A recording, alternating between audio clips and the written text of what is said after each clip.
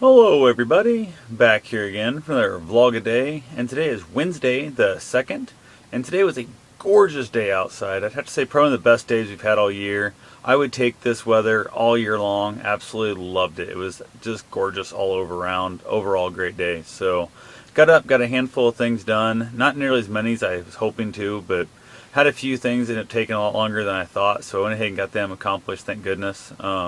Ran down to the farm with my grandfather to look over some of the stuff because he has a bunch of things in there, some tractors and some rakes and blades and tools and random stuff like that I wanted to kind of separate out. His welder, some tractor rims, all kinds of stuff. So I wanted to make sure I kind of knew what was what of his next. I'm going back down there tomorrow to meet up with the auctioneer to have him kind of look over the place and see what he thinks we should do, as in for if we should have the auction there at the farm or haul it all in town, how he wants to go about it, kind of get his general, he's been doing a lot more often than I have.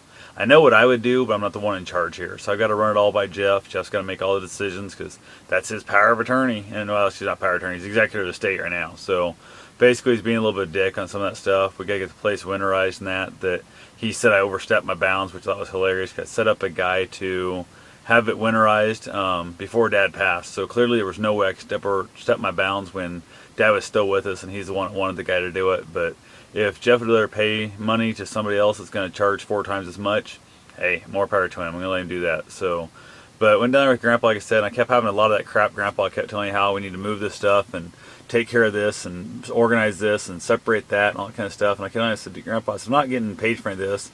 I'm not doing this stuff. And he's like, well, you and your brother ought to come down here and work this together. Maybe I'll help bring you back together and you'll be, every go over your issues. And I said, Grandpa, not much chance of that. First off, I can't see Jeff coming out here and working at all.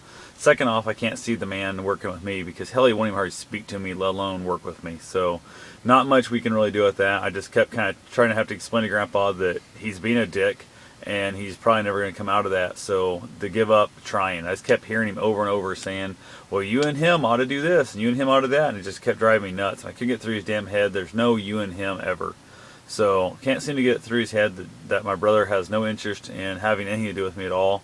And there's nothing I can do to stop that. I even told Grandpa the fact that when I called to say my father had passed, I told him how I love my brother and that no matter what happens, I'd always love him, and that we'd lost Dad. And his answer to me was, what do you want to do about it? I'm in Eddyville. So even though he knew the night before I was begging for his help to come out and help me getting calmed down in that, to get the IV back in and stuff, and he said he was kind of tired, didn't really feel like coming out.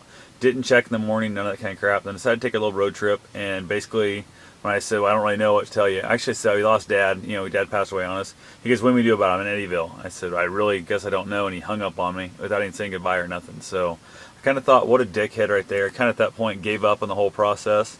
And all I'm doing right now is just doing my absolute best, not telling him to go fuck himself every time I speak to him. So definitely just a ton of that little crap dealing with. End up stopping and talking to the neighbor who's been subletting Dad's land and that. Make sure the hay bales, if they were Dad's or theirs, they wanted to make an offer on your Grandpa's last 80. I thought their offer was ridiculously low.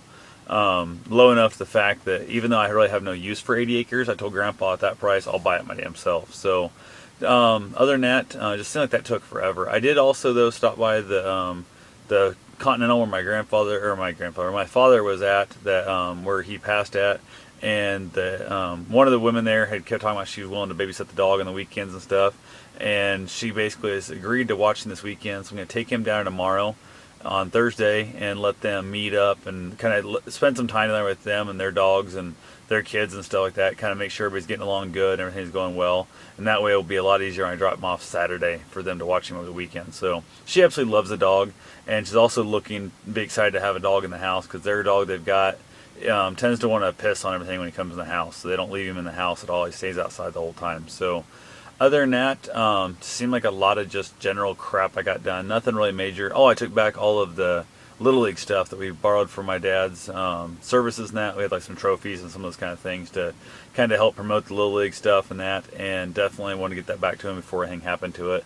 Dropped it off at his house, talked to him for a little while on that, and just kind of left it there. So other than that, not a lot going on today. Pretty much same old, same old. So I'll talk to you tomorrow. Have yourself a safe, wonderful day. Thanks for watching.